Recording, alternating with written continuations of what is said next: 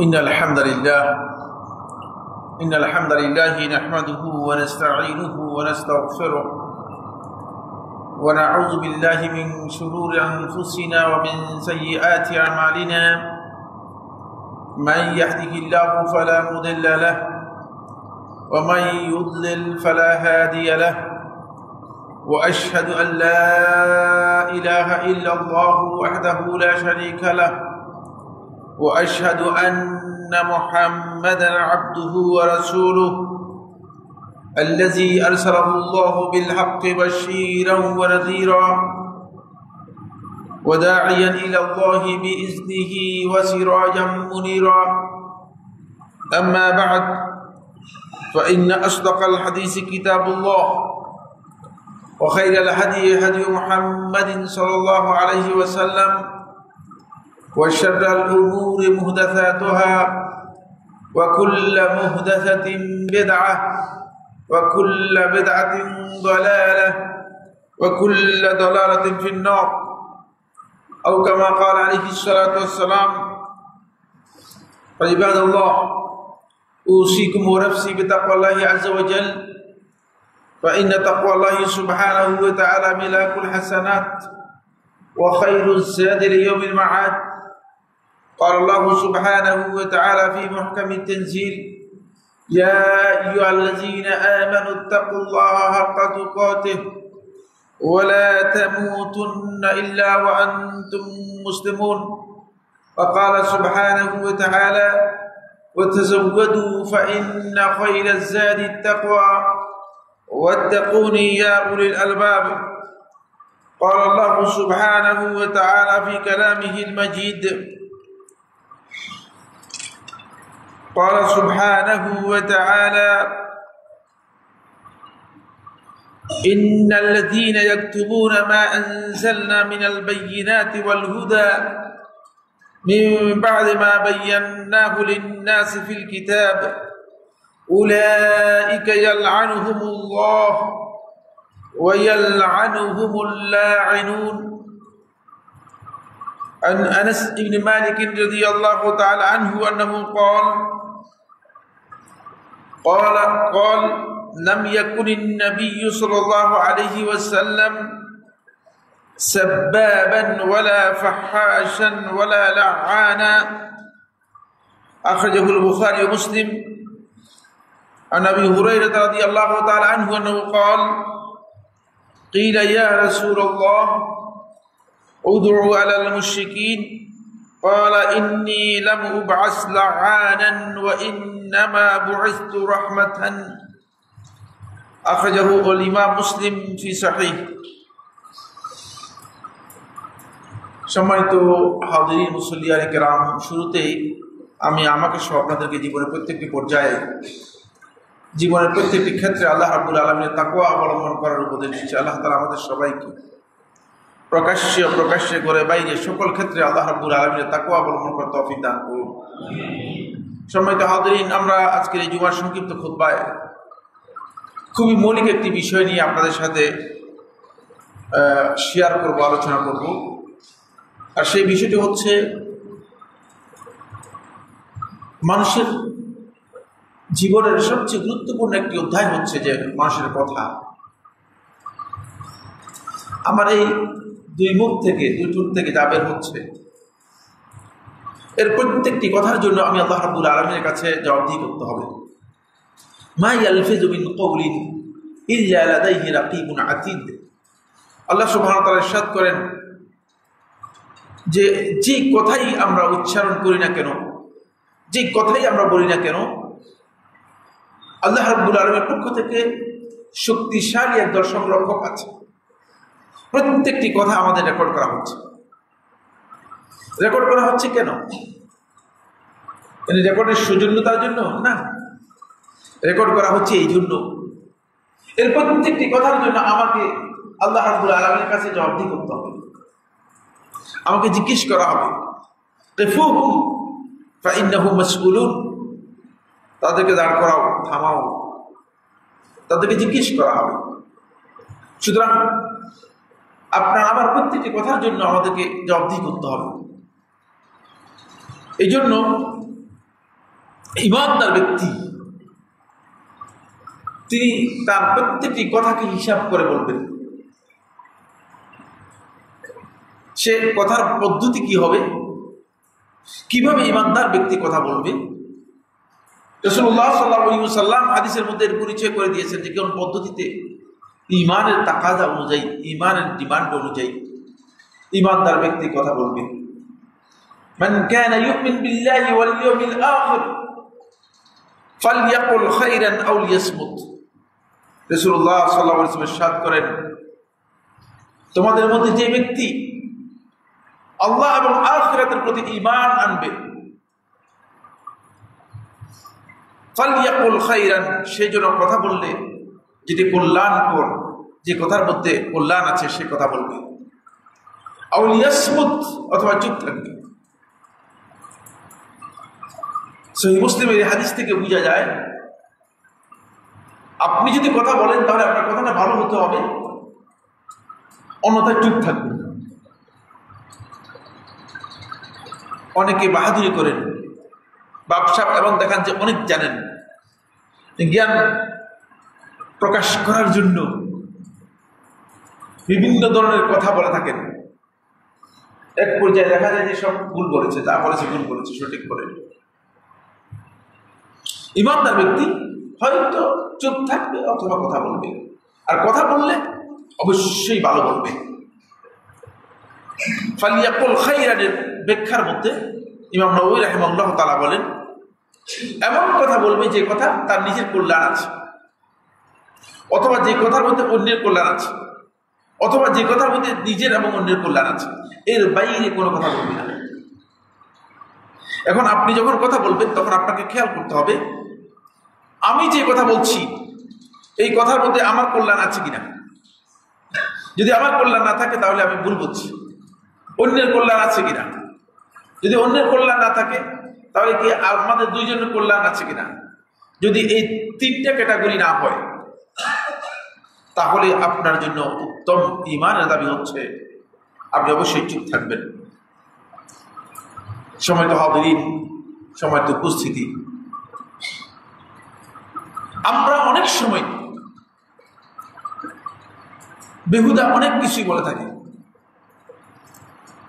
অনেকে গালিগালাজ করে থাকেন, অনেকে কটূক্তি করে থাকেন, অনেকে গীবত করে থাকেন, অনেকে অনেক সমালোচনা করে থাকেন। এই ধরনের একটি ভয়ঙ্কর কথার মাধ্যমে সৃষ্ট অপরাধ, অন্যায়,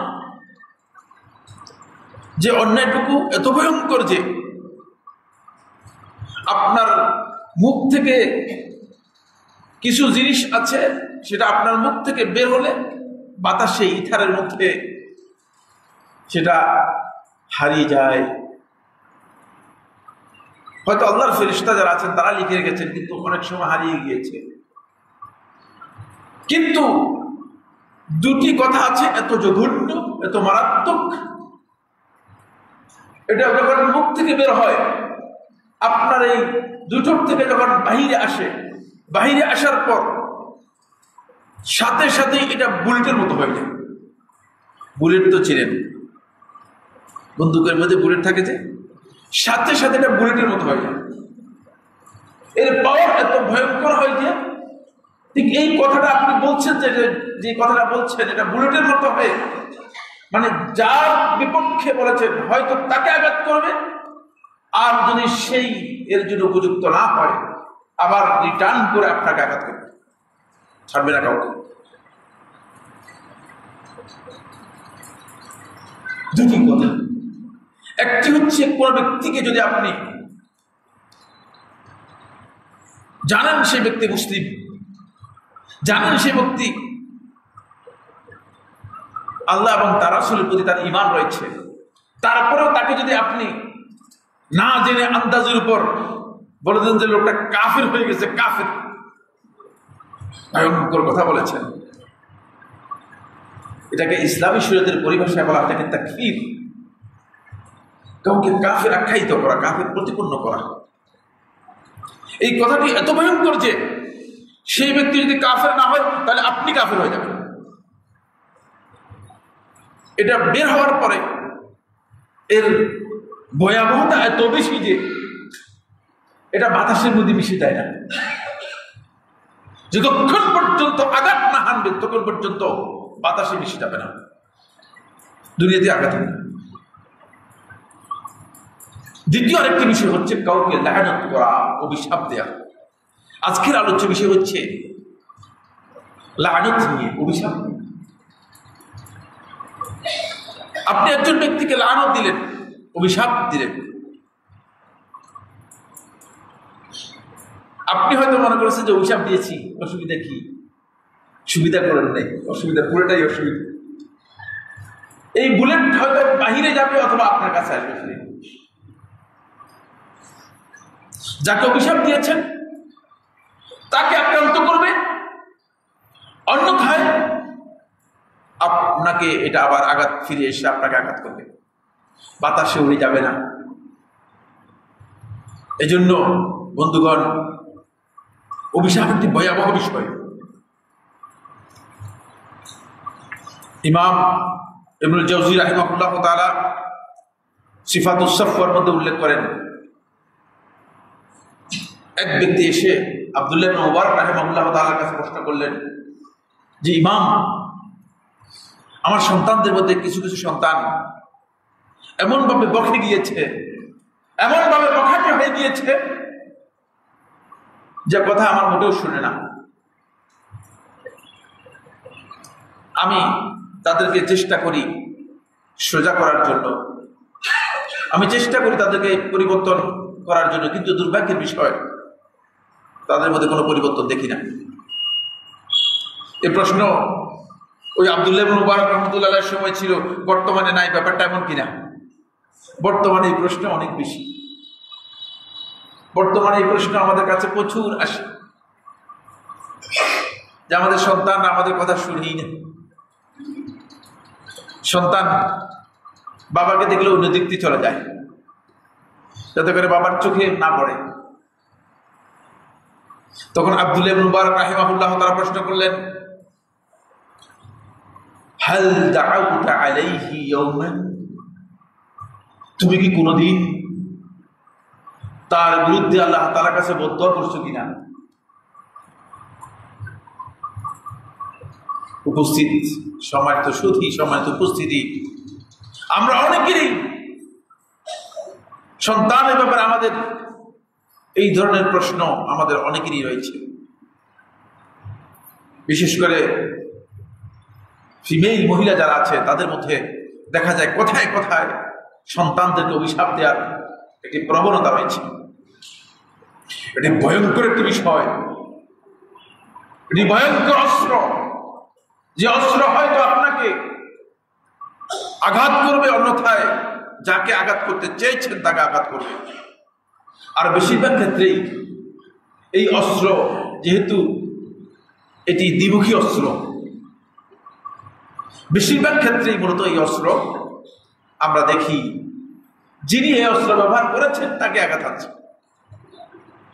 আব্দুল্লাহ ইবনে মুবারক রাহিমাহুল্লাহ তাআলা তিনি বললেন, হাল দাআউতা আলাইহি, কোনদিন কি তুমি তোমার এই সন্তানের বিপক্ষে আল্লাহ তাআলার কাছে বদদোয়া করেছো কিনা? ক্বালা নাআম, তখন বলে যে হ্যাঁ আমি করেছি। ক্বালা কাদ আফসাদতাহু মিন ক্বাবল, বলে আগেই তুমি নিজেই তাকে ধ্বংস করে দিয়েছো। তোমার জানা নেই যে তুমি নিজেই তোমার সন্তানকে ধ্বংস করে দিয়েছো। বন্ধুগণ, এই জন্য আজকের যে আলোচ্য বিষয়টি আমাদের সাথে খুবই নিবিড়ভাবে সম্পৃক্ত। যদি অনেক লম্বা একটি আলোচ্য বিষয়ের কিছু অংশ আমরা আলোচনা করব, সেটি হচ্ছে কোরআন এবং সুন্নাহয়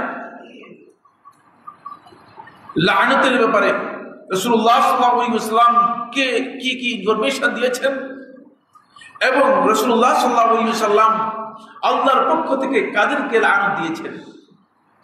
এটা অনেক লম্বা একটি আলোচ্য বিষয়, কিছু অংশ আমরা আজকের আলোচনা আপনাদের সামনে তুলে ধরার জন্য চেষ্টা করব ইনশাআল্লাহ তাআলা। প্রথম কথা হচ্ছে, আমরা অনেকে এমন আছি যে আমরা বেশিরভাগ ক্ষেত্রেই লানত করাকে খুবই তুচ্ছতার ছিল মনে করি, সামান্য মনে করি। বিশেষ করে আমাদের নারী সমাজের মধ্যে লাআনতটা এত ব্যাপক হয়ে গিয়েছে যে কথায় কথায় যে আল্লাহর লাআনত, আল্লাহর গজব ইত্যাদিকে ডেকে নিয়ে আসেন এবং সন্তান হোক, স্বামী হোক, বা পড়োশী হোক, প্রতিবেশী হোক, মানে সবাইকেই ধারাবাহিকভাবে লাআনত বা অভিশাপ দিয়ে থাকেন। এই কাজটি একেবারেই সুন্নাহসম্মত নয়, বরং ভয়ঙ্কর অপরাধ। প্রথম কথা হচ্ছে, লাআনত হচ্ছে একজন ঈমানদার ব্যক্তি লাআনত করবে। লাআনত হচ্ছে কবিরা গুনাহ। সুনির্দিষ্ট ব্যক্তিকে আপনি লাআনত করতে পারেন না। কবিরা গুনাহগুলোর কিছু তারতম্য আছে, গ্রেড আছে, ক্যাটাগরি আছে। ওই ক্যাটাগরির মধ্যে লাআনত হচ্ছে কবিরা গুনাহগুলোর মধ্যেও সবচেয়ে জঘন্যতম কবিরা গুনাহ, যেহেতু রাসূলুল্লাহ সাল্লাল্লাহু আলাইহি ওয়াসাল্লাম বড় কবিরা গুনাহ হিসেবে লাআনতকে আখ্যায়িত করেছেন। আর অনেকেই কথায় কথায় দেখা যাচ্ছে যে তিনি লাআনত করে যান, আর লাআনত করাটা তিনি মনে করেন যে এটা একটা তার কাছে একটা গৌরবের বিষয়, অহংকারের বিষয়, অথবা আত্মমর্যাদার বিষয়। খবরদার না। আমি যে হাদিসটি আপনাদের সামনে পড়ে শুনিয়েছি, ইমাম মুসলিম রাহিমাহুল্লাহ তার সহিহে বর্ণনা করেছেন। আনাস ইবনে মালিক রাদিয়াল্লাহু আনহু বর্ণনা করেন, তিনি বলেন, লাম ইয়াকুনিন নাবিয়্যু সাল্লাল্লাহু আলাইহি ওয়াসাল্লাম সাব্বাবান। নবী সাল্লাল্লাহু আলাইহি ওয়াসাল্লামের বৈশিষ্ট্য বর্ণনা করে দিচ্ছেন, যাতে করে কিয়ামত পর্যন্ত উম্মতে মুহাম্মাদী নবী সাল্লাল্লাহু আলাইহি ওয়াসাল্লামকে অনুসরণ করতে পারে। তিনি বলছেন, লাম ইয়াকুনিন নাবিয়্যু সাল্লাল্লাহু আলাইহি ওয়াসাল্লাম সাব্বাবান। নবী সাল্লাল্লাহু আলাইহি ওয়াসাল্লাম মন্দ গালিগালাজ করতেন না, কখনো গালিগালাজকারী ছিলেন না। এবার আপনি আপনার সাথে মিলালে আপনি পেয়ে যাবেন নবী সাল্লাল্লাহু আলাইহি ওয়াসাল্লাম কতটুকু অনুসরণ করেন, কতটুকু ভালোবাসেন। ওয়ালা ফাহাশান। নবী সাল্লাল্লাহু আলাইহি ওয়াসাল্লাম কখনো অশ্লীল কোন কথা নবী সাল্লাল্লাহু আলাইহি ওয়াসাল্লাম বলতেন না। অশ্লীল কথা নবী সাল্লাল্লাহু আলাইহি ওয়াসাল্লামের কাছ থেকে বের হতো না। এখন আমাদের গ্রামে গঞ্জে মুরব্বীদেরকে দেখবেন যে কথায় কথায় অশ্লীল কথা বলছে। নবী সাল্লাল্লাহু আলাইহি ওয়াসাল্লামের অনুসরণ কোথায় আপনার মধ্যে রয়েছে? ওয়ালা লাআনান। নবী সাল্লাল্লাহু আলাইহি ওয়াসাল্লাম কখনো লাআনতকারী ছিলেন না।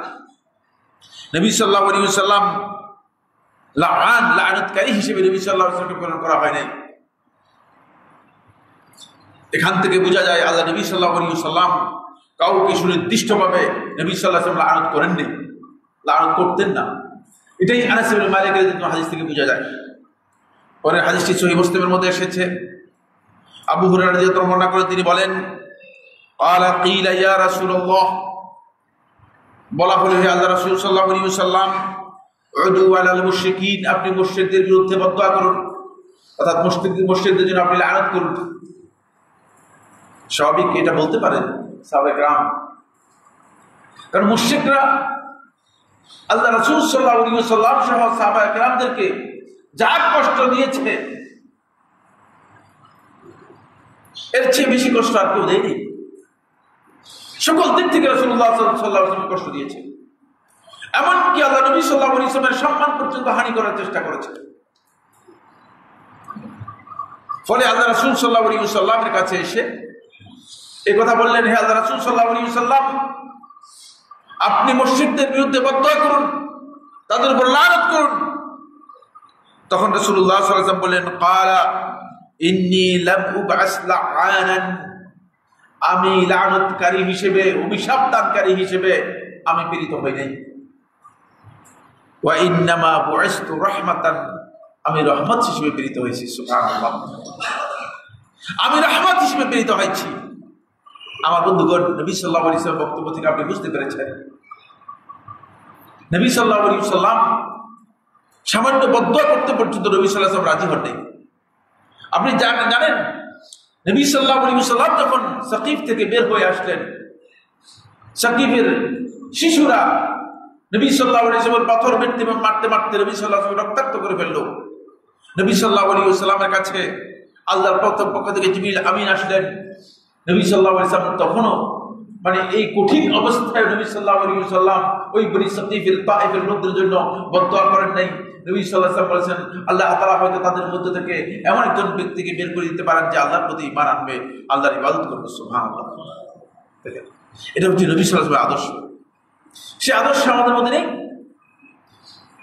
আমরা নির্বিচারে আমরা যে কাজটুকু করে থাকি সেই কাজটুকু হচ্ছে যে আমরা কোথায় কোথায় মানুষকে অভিশাপ দিয়ে থাকি, কোথায় কোথায় আমরা মানুষের বদদোয়া দিয়ে থাকি। এমনকি আমার মন মতো না হলেই, আমার ইচ্ছা মতো না হলেই আমি মনে করে থাকি যে তার ব্যাপারে মানে আল্লাহর কাছে বদদোয়া করে দিলাম, আল্লাহর কাছে তাকে সুপর্দ করে দিয়েছি। আল্লাহর কাছে সুপর্দ করার প্রয়োজন নেই, সব তো আল্লাহ তাআলা দেখছেন, সব তো আল্লাহ তাআলা করবেন। সুতরাং বন্ধুগণ, এখানে মৌলিকভাবে যে পয়েন্টগুলো আপনাদের জন্য জানা খুবই অপরিহার্য, খুবই দরকার। 1 নম্বর বিষয় হচ্ছে, একজন মুসলিম ব্যক্তিকে যদি আপনি লানত করেন তাহলে এটা আপনার ভয়ঙ্কর কবিরা গুনাহ হবে। রাসূলুল্লাহ সাল্লাল্লাহু আলাইহি ওয়াসাল্লাম হাদিসের মধ্যে ইরশাদ করেন, আল্লাহ নবী সাল্লাল্লাহু আলাইহি ওয়াসাল্লাম ইমাম তাবারী রাহমাতুল্লাহি আলাইহি সালামা ইবনুল আকওয়া রাদিয়াল্লাহু তাআলা বর্ণনা করেন, তিনি বলেন, কুন্না ইযা রাআইনা রাজুলা ইয়ালআনু আখাহু, আমরা যখন দেখতাম কোন একজন ব্যক্তিকে সে তার ভাইকে লানত করছে, অভিশাপ দিচ্ছে, আমাদের মধ্যে আমরা যখন দেখতাম কোন একজন ব্যক্তি তার ভাইকে লানত দিচ্ছে, অভিশাপ করছে, রাআইনা আন্নাহু কাদ আতা বাবা মিনাল কাবায়ের, আমরা মনে করতাম যে সে বড় ধরনের একটা কবিরা গুনার মধ্যে লিপ্ত হয়েছে। সাহাবায়ে কেরামদের পক্ষ থেকে এটা সালমান ইবনে আকওয়া রাদিয়াল্লাহু তাআলা সাহাবী ছিলেন, শুধু সাহাবী ছিলেন তা নয়, আল্লাহ রাসূল সাল্লাল্লাহু আলাইহি ওয়াসাল্লাম যাকে মানে সবচেয়ে নির্ভরযোগ্য মানে অশ্বারোহী সাহাবী হিসেবে আখ্যায়িত করেছেন, তাদের মধ্যে একজন ছিলেন সালমান ইবনে আকওয়া রাদিয়াল্লাহু তাআলা আনহু। 2 নম্বর হচ্ছে বন্ধুগণ, কোনো ব্যক্তি যদি লানত করে থাকে, তার এই লানত করার কারণে সেই ব্যক্তি শুধু কবিরা গুনাহ করেছে তা নয়, বরং লানত হচ্ছে কোনো ব্যক্তিকে অভিশাপ দেয়া, মানে তাকে হত্যা করার সমপর্যায়ের অপরাধ। আমি বলেছি রাসূলুল্লাহ সাল্লাল্লাহু আলাইহি ওয়াসাল্লাম বড় কবিরা গুনাহ যেটি আল্লাহ রাব্বুল আলামিনের হক, এরপরে পিতামাতার হক, এরপরে সবচেয়ে বড় কবিরা গুনাহ হচ্ছে কোনো ব্যক্তিকে অন্যায়ভাবে হত্যা করা। এই বড় কবিরা গুনাহের ব্যাপারে আল্লাহ নবী সাল্লাল্লাহু আলাইহি ওয়াসাল্লাম বলেছেন যে অন্যতম বড় কবিরা গুনাহ হচ্ছে আপনি লানত করবেন। ইমাম বুখারী রাহিমাহুল্লাহ তাআলা বর্ণনা করেন, আবু কিলাবা রাহিমাহুল্লাহ তাআলা থেকে তিনি বলেন, সাবিত ইবনে দাহহাক রাদিয়াল্লাহু তাআলা আনহু তিনি বলেন, আন্নাহু বাইআ রাসূলুল্লাহ সাল্লাল্লাহু আলাইহি ওয়াসাল্লাম তাহতা শাজারা, তিনি রাসূলুল্লাহ সাল্লাল্লাহু আলাইহি ওয়াসাল্লামের সাথে হাতে বায়াত গ্রহণ করেছেন তাহতা শাজারা, ওই হুদায়বিয়ার যুদ্ধের সময় গাছের নিচে যেই সমস্ত সাহাবী বায়াত করেছিলেন তাদের মধ্যে একজন ছিলেন এই সাহাবী সাবিত ইবনে দাহহাক রাদিয়াল্লাহু তাআলা আনহু। তিনি বলেন, ওয়া আন্না রাসূলুল্লাহ সাল্লাল্লাহু আলাইহি ওয়াসাল্লাম قال, রাসূলুল্লাহ সাল্লাল্লাহু আলাইহি ওয়াসাল্লাম ইরশাদ করেছেন, মান হালাফা আলা ইয়ামিনিন বিমিল্লাতি গায়রিল ইসলাম কাযিবান মুতাআম্মিদান ফাহুয়া কামা قال, কোন ব্যক্তি যদি হলফ করে থাকে, কসম করে থাকে, কিভাবে কসম করে, যে ইয়ামিনিন বিমিল্লাতি গায়রিল ইসলাম, কাফিরদের মিল্লাতের উপর, কাফিরদের দ্বীনের উপর, কাফিরদের দ্বীনের উপর ভিত্তি করে, অর্থাৎ কাফিরদের আকীদা বিশ্বাস পোষণ করে, সেইভাবে তাদের ধারা অনুযায়ী, তাদের যে দর্শন রয়েছে সেই দর্শনের আলোকে সেই নীতি অনুযায়ী যদি কেউ হলফ করে, কসম করে, কাযিবান মুতাআম্মিদান, মিথ্যা বলে এবং ইচ্ছাকৃতভাবে, ফাহুয়া কামা ক্বাল, সেই ওই ব্যক্তির মতোই হবে, কাফের ব্যক্তি যাই করে তাই তার মতোই হবে। এখানে দলিল নয়, সামনের অংশটুকু হচ্ছে দলিল। তারপরে ওয়ামান কাতালা নাফসাহু বিশাইইন উযযিবা বিহি ইয়াউমাল কিয়ামাহ, 2 নম্বর হচ্ছে যে ব্যক্তি নিজেকে হত্যা করে, আত্মহত্যা করে এমন কোন জিনিস দিয়ে, যে জিনিস দিয়ে আত্মহত্যা করা হয়, যেমন ছুরি দিয়ে আত্মহত্যা করলো, বিষ পান করে আত্মহত্যা করলো, অথবা নিজের অঙ্গ প্রত্যঙ্গ কেটে আত্মহত্যা করলো, অথবা ফাঁসি দিয়ে আত্মহত্যা করলো, উযযিবা বিহি ইয়াউমাল কিয়ামাহ, কিয়ামতের দিন ঠিক তাকে ওইভাবেই আল্লাহ রাব্বুল আলামিন শাস্তি দিবেন, যেভাবে আত্মহত্যা করেছে ঠিক সেই প্রক্রিয়ায়, সেই পদ্ধতিতে, সেই বস্তু দিয়ে আল্লাহ সুবহানাহু ওয়া তাআলা তাকে শাস্তি দেবেন। ওয়ালাইসা আলা রাজুলিন নাযরুন ফীমা লা ইয়ামলিক, কোন ব্যক্তি যদি কোনো বিষয়ের মালিকানা তার না থাকে, সেই ব্যক্তি যদি কোনো মান্যত করে, সেই মান্যত তার উপর বর্তাবে না। যেমন আপনার কাছে 10 টাকাও নেই, আপনি মান্যত করছেন, আল্লাহ আমার সন্তানটা যদি সুস্থ হয়ে যায় 1 কোটি টাকা দান করব, 10 টাকা পকেটের মধ্যে নেই, আপনার মান্যত হবে না। আপনারা কি হবে না? মান্যত হবে না।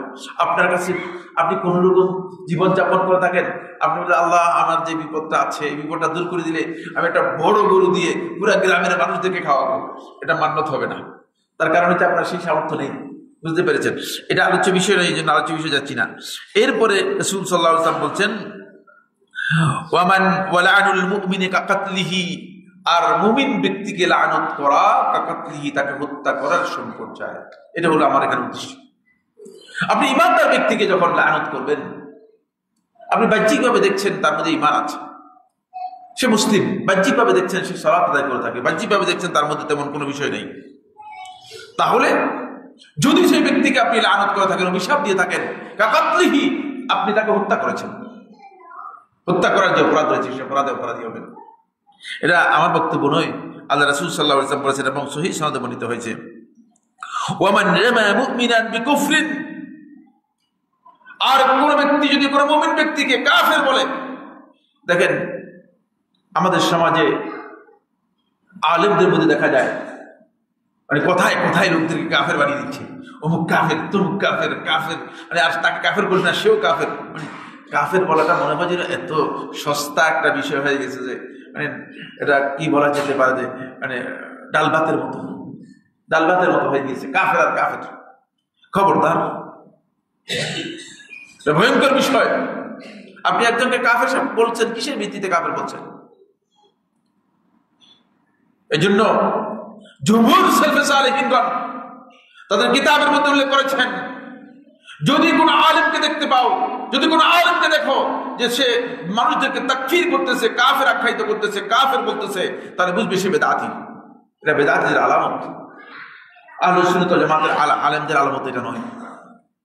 যারা সত্যিকার সুন্নাহর অনুসারী তারা কাফের বলার কোনো সুযোগ নেই। কারণ আমি আপনি মানুষদেরকে কাফের বানিয়ে দিন থেকে বের করার দায়িত্ব আমার আছে নাকি? হ্যাঁ বলেন, কোন আমার দায়িত্ব নেই। আমাকে আল্লাহ তাআলা এই দায়িত্ব দেন নেই। আমাকে দায়িত্ব দেওয়া হয়েছে দিনের দাওয়াতি কাজ করার জন্য, আমাকে দায়িত্ব দেওয়া হয়েছে মানুষদেরকে আল্লাহর দিকে ডাকার জন্য। আমি তাকে কাফের বলে তাকে দিন থেকে বের করে দেওয়ার দায়িত্ব আমাকে কে দিয়েছে? সুতরাং আল্লাহর হাবিব সাল্লাল্লাহু আলাইহি ওয়াসাল্লাম বলেছেন, ওমান রামা মুমিনান বিকুফরিন, যে ব্যক্তি কোনো মুমিন ব্যক্তিকে কুফরির এই তহমত দিল, এই অপবাদ দিল, ফাহুয়া কাকাতলিহি, সেই ব্যক্তি যেন তাকে হত্যা করলো। ওয়ামান যাবাহা নাফসাহু বিশাইইন উযিবা বিহি ইয়াউমাল কিয়ামা, আর যে ব্যক্তি কোনো কিছু দিয়ে আত্মহত্যা করলো, সেই ব্যক্তিকে কিয়ামতের দিন ঠিক সেভাবেই আল্লাহ সুবহানাহু ওয়া তাআলা শাস্তি দিবেন। বন্ধুগণ, এটা হলো আমাদের আজকের আলোচনার 2 নম্বর পয়েন্ট। শুধুমাত্র অভিশাপ দেয়া, লানত করা শুধু কবিরা গুনাহ নয়, এটি ভয়ঙ্কর কবিরা গুনাহ। যেই কবিরা গুনাহ থেকে ইমানদার ব্যক্তিদেরকে বাঁচতে হবে। কিন্তু আমার মনে হচ্ছে শতকরা 1জন লোকও এই কবিরা গুনাহ থেকে আমরা নিজেরা বাঁচতে পারছি কিনা। দেখা যাচ্ছে যে আমরা কোথায় কোথায় যখন আমাদের মেজাজ নষ্ট হয়ে যায়, মেজাজের ভারসাম্য হারিয়ে যায়, কোথায় কোথায় যখন আমরা খুব বিষণ্ণ হয়ে যাই, তখন আমরা মানে একে অপরকে লানত করতে, অভিশাপ দিতে আমরা দ্বিধা করি না।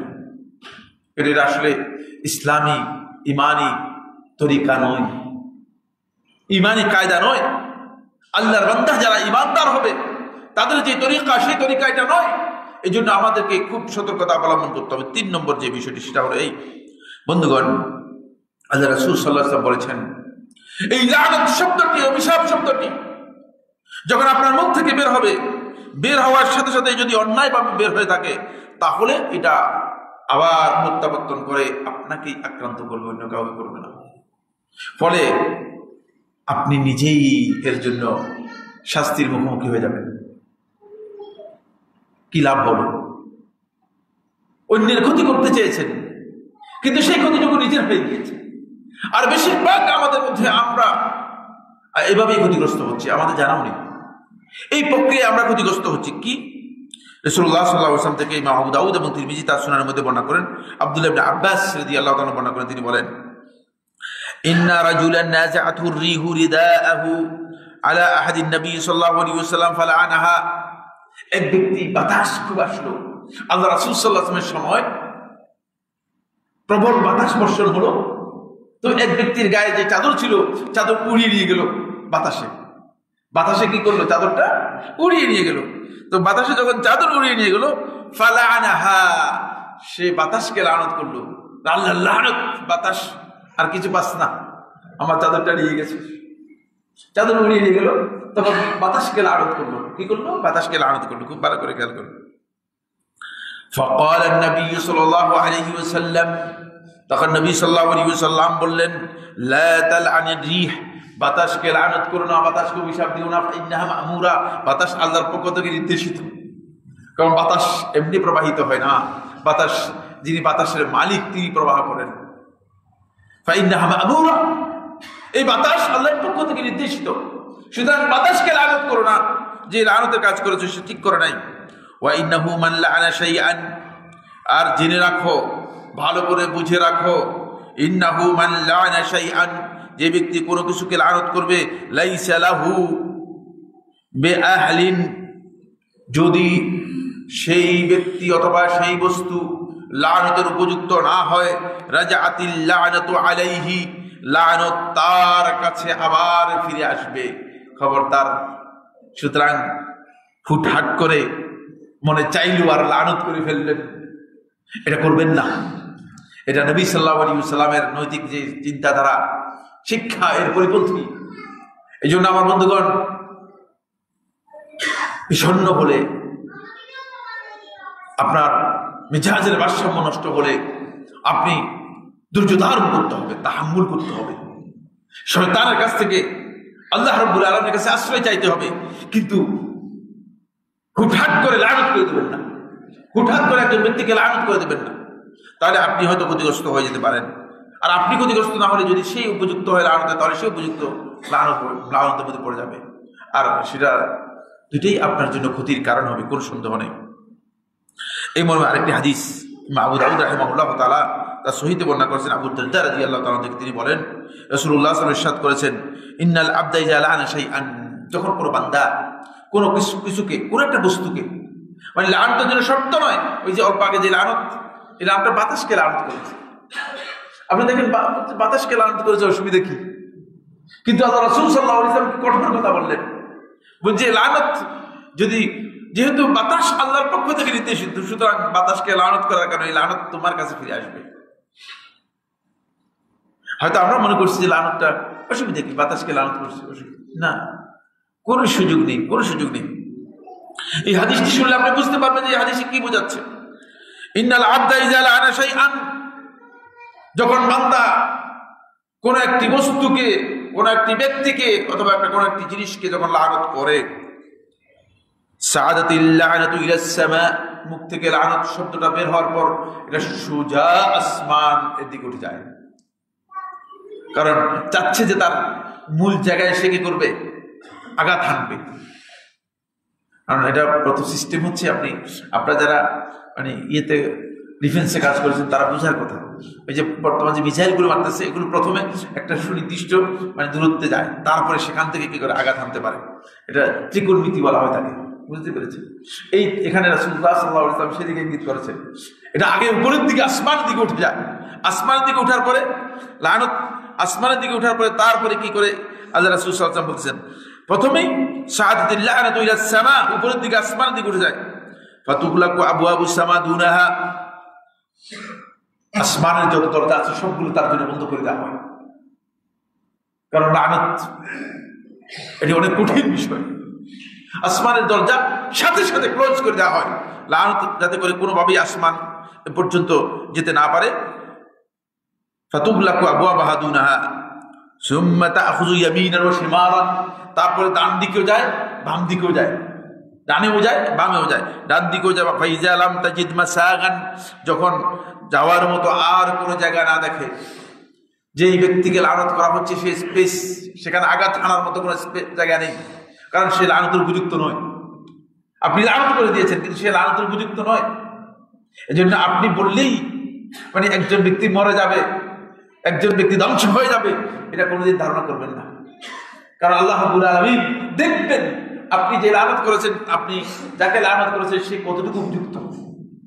এজন্য লানত ডান দিকে যাবে, বাম দিকে যাবে। ফাইজা লাম তাজিদ মাসাগান, যখন যাওয়ার কোনো স্থান পাবে না, কোনো স্থান যখন পাবে না, রাজাআত ইলাল্লাযী লাআন, লানত ওই ব্যক্তির কাছে ফিরে আসবে যে ব্যক্তি লানত করেছে, তার কাছে ফিরে আসবে। ইন্না লিল্লাহ, বড় ধরনের ক্ষতির কারণ হবে। ফাইন কানা লিযালিকা আহলান, যদি মানে এই লানতের সে উপযুক্ত হয়, যাকে লানত করা হয়েছে, তাহলে তার কাছে যাবে। ওয়া ইল্লা রাজাআত ইলা কাইলিহা, যে ব্যক্তি লানত করেছে তার এই লানত বহন করতে হবে। বন্ধুগণ, আমরা কতই না করছি বহন। প্রত্যেক নিজেই যদি আমি হিসাব করি, আমার নিজের দিকে তাকাই, আমি যদি আমার নফসের দিকে তাকাই, তাহলে দেখবো যে আমি সহ আমরা যারা এখানে উপস্থিত আছি, আমরা কতই না নিজের লানতের যে বোঝা, এই বিশাল বোঝা আমরা বহন করে যাচ্ছি। এই জন্য আমাদেরকে সতর্ক হতে হবে, যাতে করে এই ধরনের লানতের মধ্যে আমরা নিজেদেরকে নিমজ্জিত না করি। এই হাদিস থেকে বোঝা যায়, খবরদার, অত্যন্ত ভয়ঙ্কর জিনিস। হয়তো আপনাকে আঘাত আনবে, অথবা আপনি যাকে আঘাত এনেছেন তাকে আঘাত আনবে, কিন্তু আপনি প্রথমে যখন লানত করবেন, অবশ্যই আপনি বিবেচনা রাখবেন যে এই লানত আমাকেই আঘাত আনার সম্ভাবনা আছে। কারণ যেগুলি দিয়ে আপনার আক্রান্ত হওয়ার সম্ভাবনা আছে, সেইগুলি ব্যবহার করার সময় একটু বিবেচনা করে ব্যবহার করবেন। যেগুলি দিয়ে আপনি কাউকে আঘাত হানলে আপনি হয়তো নিজেই আঘাত পেতে পারেন, তাহলে আপনাকে খেয়াল রাখতে হবে যে এইগুলি ছোড়ার আগে আমি একটু বিবেচনা করে নিই, এগুলি আমার জন্য ছোড়া বৈধ হবে কিনা, কারণ আমি তো বাঁচতে পারবো না। এই জন্য আমাদেরকে অবশ্যই সেটা বিবেচনার মধ্যে আনতে হবে। বন্ধুগণ, এই হাদিস থেকে আমরা বুঝতে পেরেছি আরেকটি হাদিস। এই হাদিসটা আবু দাউদ তার সুনানের মধ্যে বর্ণনা করেছেন, সহিহ আবু দাউদের মধ্যে এসেছে 4905 নম্বর হাদিস। মুসনাদ আহমদের riwayat-এর মধ্যে আব্দুল্লাহ ইবনে মাসউদ রাদিয়াল্লাহু আনহু বর্ণিত আরেকটি হাদিসের মধ্যে এসেছে। আব্দুল্লাহ ইবনে মাসউদ রাদিয়াল্লাহু তাআলা বর্ণনা করে তিনি বলেন, সামি'তু রাসূলুল্লাহ সাল্লাল্লাহু আলাইহি ওয়াসাল্লাম ইয়াকুল, আল্লাহ নবী সাল্লাল্লাহু আলাইহি ওয়াসাল্লামকে আমি বলতে শুনেছি, ইন্নাল লা'নাতা ইযা উজ্জিহাত ইলা মান উজ্জিহাত ইলাইহি, লা'নাতকে যখন থ্রো করা হয়, যেটাকে কি করা হয়, যখন ছেড়ে দেওয়া হয়, তখন যার দিকে ছেড়ে দেওয়া হয় তার দিকে লানত সর্বপ্রথম তার দিকেই যায়। যখন ফাইন আসাবাত আলাইহি সাবিলান আও জাদাত মাসলাকান, যদি দেখে যে এখানে গিয়ে ঠিক আছে, লানতে উপযুক্ত, তাহলে তাকেই সেটা আক্রান্ত করে। ওয়া ইল্লা ক্বালাত, আর যদি দেখে যে সেখানে গিয়ে না, লানতের উপযুক্ত নয়, যার দিকে লানতকে থ্রো করা হয়েছে, যার দিকে লানতকে ছোড়া হয়েছে, লানত দেখতেছে না, এই ব্যক্তি উপযুক্ত নয়। এই ব্যক্তি তো এই লানতের, তার লানতের সেই উপযুক্ততা নেই, মালউন নয়, সে অভিশপ্ত নয়, অভিশাপের সেই তার অবস্থা নেই। তখন ক্বালাত ইয়া রব, তখন লানত আল্লাহ রাব্বুল আলামিনের কাছে বলে, হে আমার রব, ইয়া রব উজ্জিহিতু ইলা ফুলান, অমুকের কাছে আমাকে প্রেরণ করা হয়েছে, অমুকের কাছে আমাকে থ্রো করা হয়েছে, ছুড়ে দেওয়া হয়েছে, ফালাম আজিদ ফিহি মাসলাকান, কিন্তু তার মধ্যে আমি ঢুকার মতো কোনো সুযোগ দেখি না, তাকে আক্রান্ত করার মতো কোনো সামর্থ্য আমার দেখি না, তার মধ্যে লানতের কোনো কিছুই দেখি না, তার মধ্যে লানতের কিছুই দেখি না। ওয়ালাম আজিদ আলাইহি সাবিলান, এখানে কোনো রাস্তা নাই আমার, কারণ লানত যাওয়ার জন্য যে রাস্তা, সেই রাস্তা এখানে নেই, বন্ধ করে করে রেখেছে সে, লানতের রাস্তা নেই।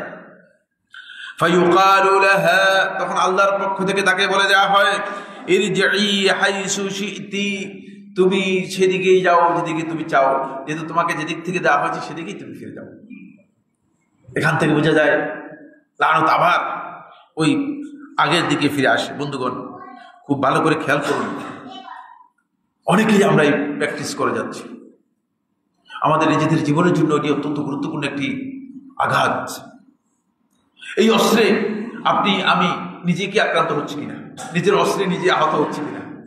যদি আমি আমার অস্ত্রে আহত হই, আপনি আপনার অস্ত্রে আহত হন, তাহলে এখন থেকে আমাদেরকে খেয়াল করতে হবে যে প্রত্যেকটি কথা আমাদের জন্য ব্যালেন্স হয়, প্রত্যেকটি কথা আমরা যেন নিয়ন্ত্রণ করতে পারি, আমাদের কথাগুলো যেন আমরা সঠিকভাবে মানুষের কাছে তুলে ধরতে পারি। 4 নম্বর, কোন ব্যক্তি যদি লানত করে থাকে, সে ইমানের যে প্রকৃত গ্রেড রয়েছে, প্রকৃত ইমানদারদের যে গ্রেড রয়েছে, সেই গ্রেডে কোনোদিন জীবনে আনুত্তীর্ণ হতে পারবে না। আল্লাহ রাসূল সাল্লাল্লাহু আলাইহি ওয়াসাল্লাম বলে দিয়েছেন, ইমানের মধ্যে তার ঘাটতি, ত্রুটি, বিচ্ছুতি থাকবে, তার ইমানের মধ্যে অপরিপূর্ণতা থেকে যাবে, তার ইমান পরিপূর্ণ হতে পারবে না শুধুমাত্র লানতের কারণে, আর কিছুই না। চিন্তা করেছেন, আপনার ইমানের মধ্যে ঘাটতি থেকে যাবে, মানে আপনার ইমানের ব্যাপারে এই ধারণা করা যাবে যে আপনি পরিপূর্ণ ইমানদার নন। আপনি ইমানের দাবি করতেছেন, কিন্তু ইমানের প্রকৃত দাবি যেটা পূরণ করার কথা ছিল, ইমানের প্রকৃত যে দাবি রয়েছে, সেই দাবি আদায় করার কথা ছিল, সেই দাবিটুকু আপনি আদায় করেননি। ইমাম তিরমিজি রাহমাতুল্লাহ আলাইহি আব্দুল্লাহ ইবনে মাসউদ থেকে বর্ণনা করেন, তিনি বলেন রাসূলুল্লাহ সাল্লাল্লাহু আলাইহি ওয়াসাল্লাম ইরশাদ করেছেন, লাইসাল মুমিনু বিত-তাআন, ইমানদার ব্যক্তি কখনো কটূক্তিকারী হতে পারবে না। কটূক্তি করেন, কথায় কথায় কটূক্তি করেন, আসলে ইমান অন্তরের মধ্যে কি রয়েছে? ঘাটতি রয়েছে, কম ইমান, দুর্বল ইমানের অধিকারী। ইমানে যে প্রকৃত ইমানদার ব্যক্তি কথায় কথায় কটূক্তি করতে পারে। লাইসাল মুমিনু বিত-তাআন ওয়ালাল লাআন, ইমানদার ব্যক্তি লানতকারী হতে পারবে না। এখান থেকে বোঝা যাচ্ছে যে ইমানের যে স্ট্যান্ডার্ড রয়েছে, ইমানের যে মান রয়েছে, সেই মানের সাথে এই কাজগুলো সাংঘর্ষিক। এটা আল্লাহ রাসূল সাল্লাল্লাহু আলাইহি ওয়াসাল্লাম আমাদেরকে জানিয়ে গেছেন। এই কাজগুলো ইমানের স্ট্যান্ডার্ডকে নষ্ট করে। আমার বন্ধুগণ, শুধুমাত্র কালেমাতুত তাওহীদের ইমানদারের কথা আলোচনা করতেছি না, এখানে আলোচনা করতেছি ইমানের যার স্ট্যান্ডার্ড ইমান, তার কথা আলোচনা করতেছি। কারণ আপনি যদি একজন স্ট্যান্ডার্ড ইমানদার হতে চান, মানসম্পন্ন ইমানদার হতে চান, তাহলে অবশ্যই আপনাকে কটূক্তি, এই গালিগালাজ, এগুলো থেকে আপনাকে কি করতে হবে? সরে আসতে হবে।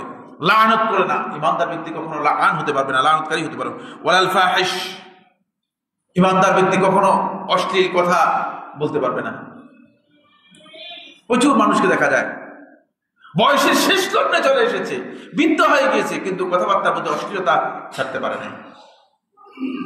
খবরদার, তাহলে আপনি নিজেকে এখন থেকে পর্যালোচনা করুন, এখন থেকে নিজেকে দেখার চেষ্টা করুন যে আমার ভুল আছে, আমার ঘাটতি আছে, ঘাটতি পূরণ করার জন্য চেষ্টা করুন।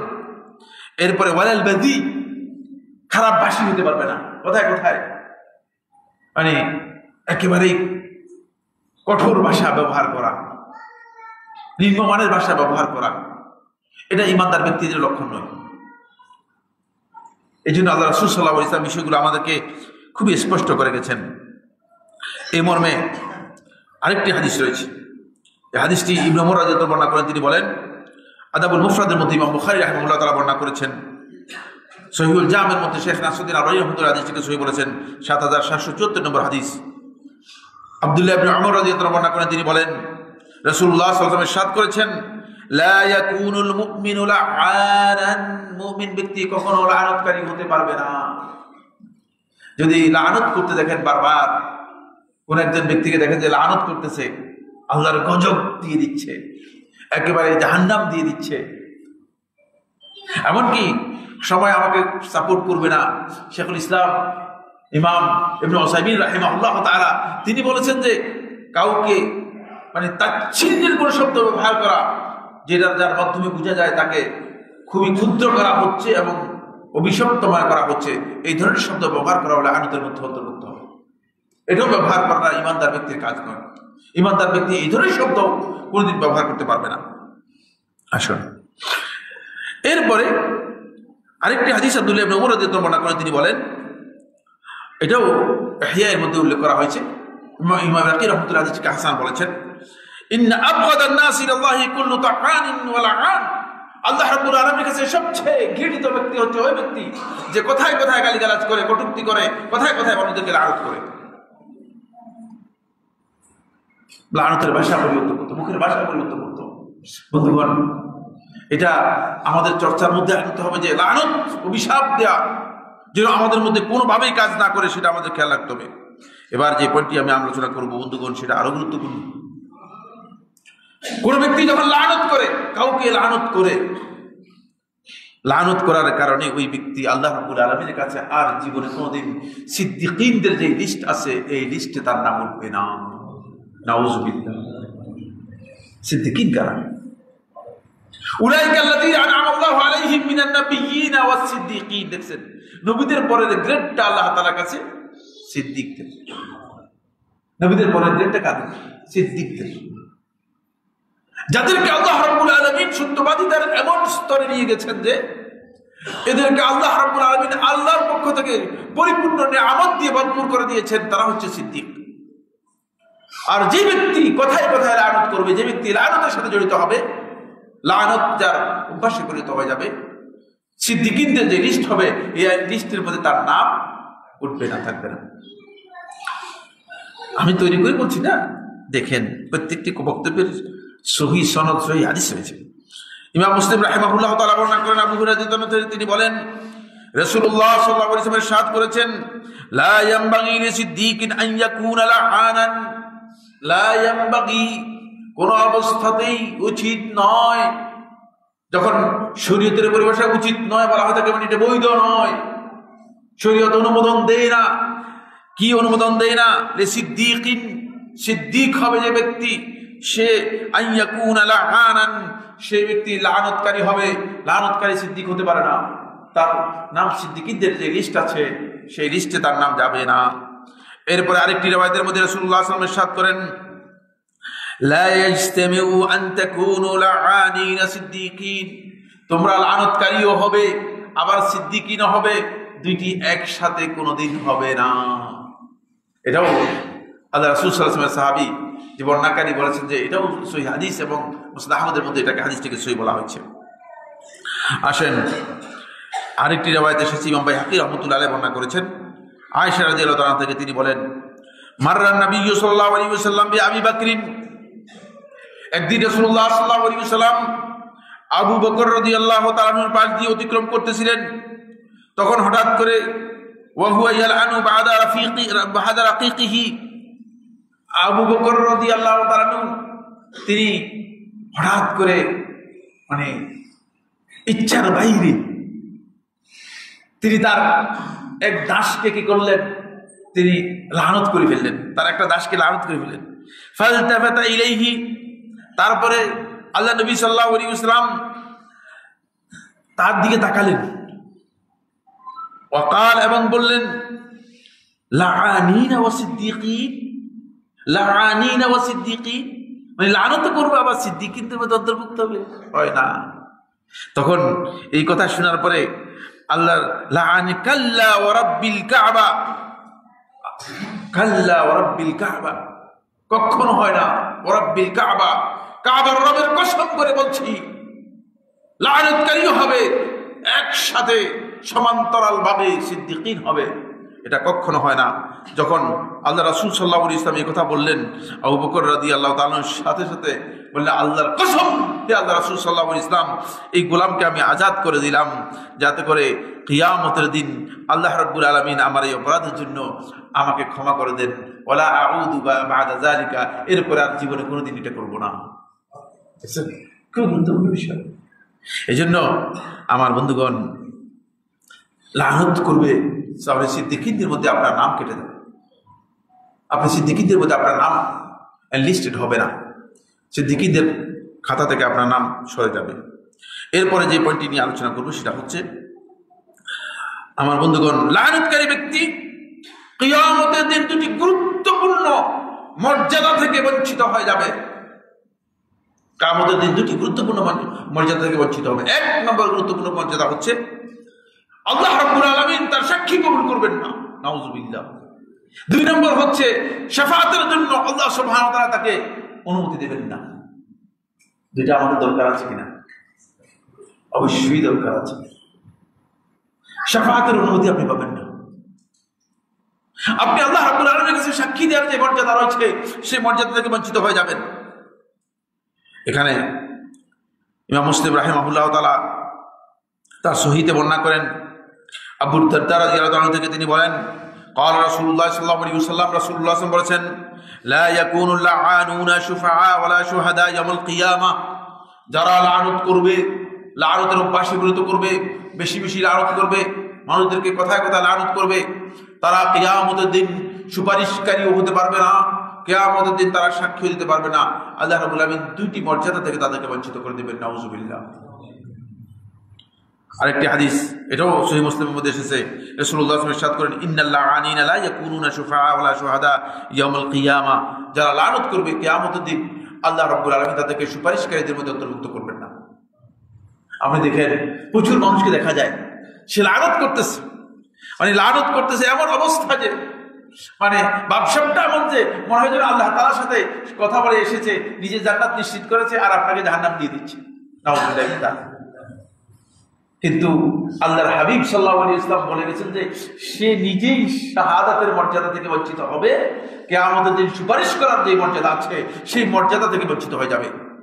এবং দুটি হাদিসই সহিহ মুসলিম থেকে আমরা বলেছি। এখান থেকে স্পষ্ট বোঝা যায় যে এটি কত ভয়ঙ্কর বিষয়। এরপরে যে পয়েন্টটি 7 নম্বর পয়েন্ট আলোচনা করে শেষ করে দেব, যেহেতু সময় আমাদের শেষ হয়ে গিয়েছে। বন্ধুগণ, 7 নম্বর পয়েন্ট হচ্ছে লানত করা এটি জাহান্নামে প্রবেশ করার অন্যতম একটি কারণ।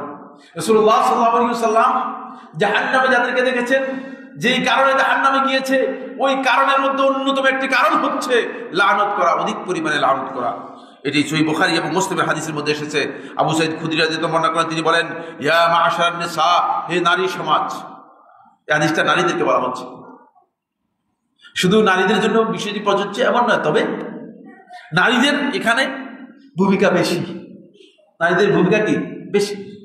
নারীদেরকে আপনি দেখতে পাবেন যে তাদের জিদ একটু বেশি, ইমোশন একটু বেশি, তাদের এটা কি কয় মানে স্বাভাবিকভাবে মানে অন্তরের মধ্যে অনুরাগ, রাগ অনুরাগ এগুলো অনেক বেশি। ফলে রাগ অনুরাগ অনেক বেশি হওয়ার কারণে দেখা যায় যে কথায় কথায় মানে এলোমেলো কথা বলে ফেলে। হয়তো লানত করে দিল, হয়তো ছোট শিশুকে লানত করে দিচ্ছে, অথবা স্বামীকে লানত করে দিচ্ছে, অথবা এমন কথা বলছে যেটি মানে বড় ধরনের খারাপ কথা, যেটা তার জন্য মোটেও বলা উচিত নয়। এই জন্য আল্লাহ রাসূল সাল্লাল্লাহু আলাইহি ওয়াসাল্লাম বলতেছেন, ইয়া মা'আশারান নিসা, হে নারী সমাজ, তাসাদ্দাকনা, তোমরা সদকা করো। এখান থেকে বোঝা যায় যে সদকা করলে কিছু জিনিস থেকে কি পাওয়া যাবে? মুক্তি পাওয়া যাবে। তাসাদ্দাকনা, তোমরা সদকা করো। ওয়ালাউ মিন হুলিকুন্না, যদিও তোমরা তোমাদের ব্যবহৃত অলংকার আছে যে অলংকার থেকে সদকা করো। কারণ বেশিরভাগ ব্যবহৃত অলংকারে সদকা হয় না, কারণ ব্যবহারের অলংকার ব্যবহার করতেছে সদকা দিবে করতে। যদি দিয়ে দেন তো তাহলে আর অলংকার থাকলো না। এই জন্য অলংকার মহিলারা সৎকার জন্য দেয় না।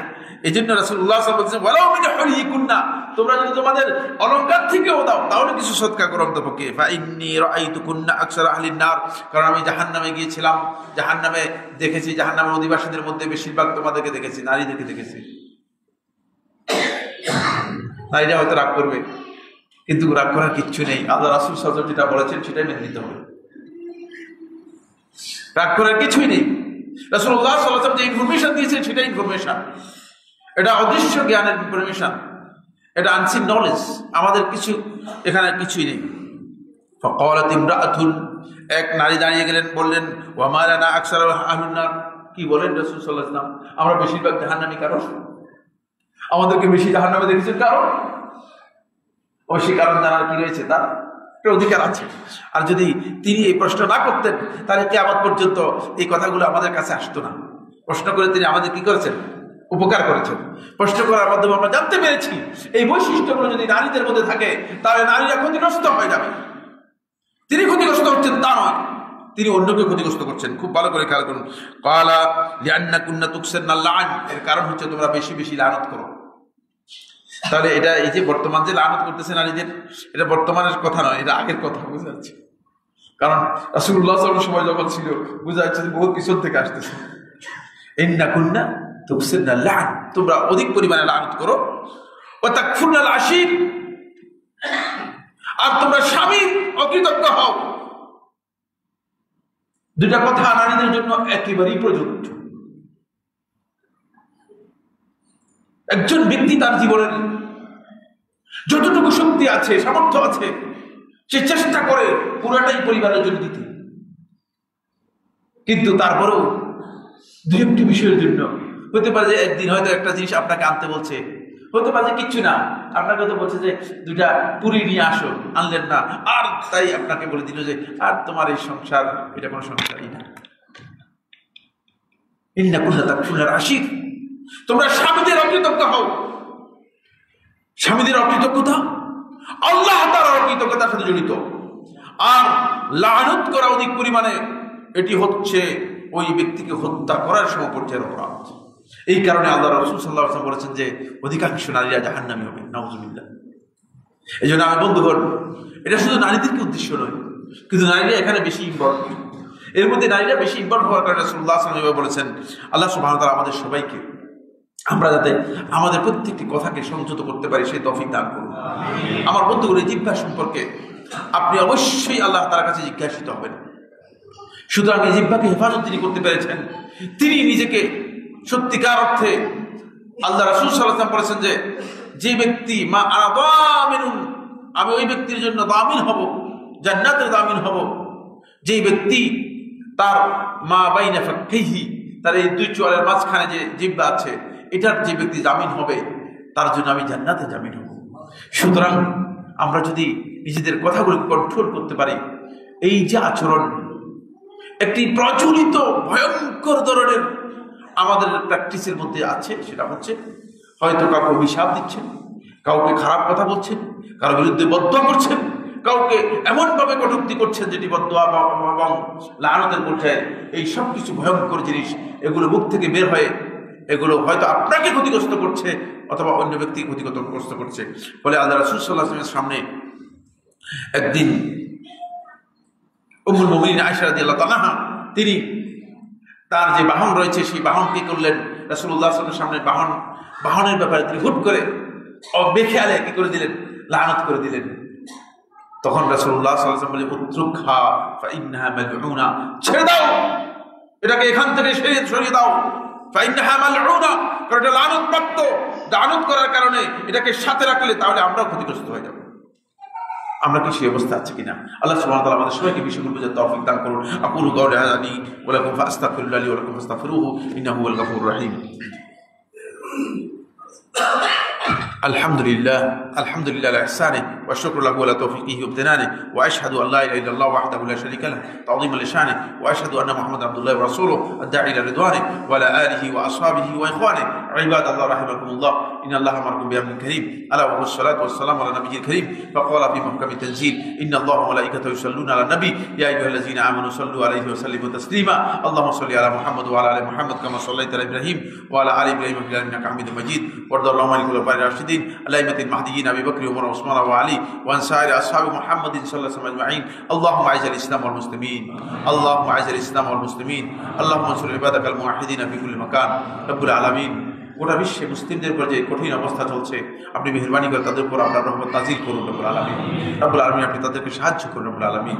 রব্বুল আলামিন, দখলদার বাহিনী মুসলিমদেরকে যেভাবে নির্যাতন করছে, তাদের উপর আপনার পক্ষ থেকে আযাব নাজিল করে তাদেরকে ধ্বংস করে দিন রব্বুল আলামিন। রব্বুল আলামিন, তাদেরকে তাদের অস্ত্র দিয়ে ধ্বংস করে দিন রব্বুল আলামিন। রব্বুল আলামিন, আমাদের মধ্যে যারা অসুস্থ আছেন, বিপদগ্রস্ত আছেন, ঋণগ্রস্ত আছেন, বিভিন্ন সমস্যার সংকটের মধ্যে আছেন, তাদের অসুস্থতা, ঋণ, সমস্যার সংকট এগুলো দূর করে দিন রব্বুল আলামিন। রব্বুল আলামিন, আমাদের সবাইকে দ্বীনের উপর ইস্তেকামত দান করুন রব্বুল আলামিন। রব্বুল আলামিন, আমরা যেন আমাদের জিহ্বাকে হেফাজত করতে পারি, আমাদেরকে সেই তৌফিক দান করুন রব্বুল আলামিন। আমাদের মধ্যে যে সমস্ত ভাইরা ছিলেন কিন্তু আজকে নাই, মারা গিয়েছে, রব্বুল আলামিন মেহেরবানি করে তাদের কবরকে আপনি রহমত দিয়ে শামিল হাল করে দিন রব্বুল আলামিন।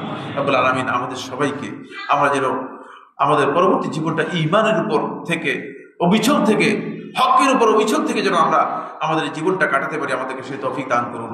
ইবাদাল্লাহ রাহিমাকুমুল্লাহ, ইন্নাল্লাহা ইয়া'মুরু বিল আদলি ওয়াল ইহসান ওয়া ইতাইজিল কুরবা ওয়া ইয়ানহা আনিল ফাহশাই ওয়াল মুনকারি ওয়াল বাগyi ইয়া'iযুকুম লা'আল্লাকুম তাযাক্কারুন ফাযকুরুল্লাহা আয-'আযীমা ইয়াযকুরুকুম ওয়াশকুরুহু আলা আলাইহি ওয়া নি'মিহি ইয়াজিদকুম ওয়া লাযikrullahi আকবার ওয়াল্লাহু ইয়া'লামু মা তাসনা'উন।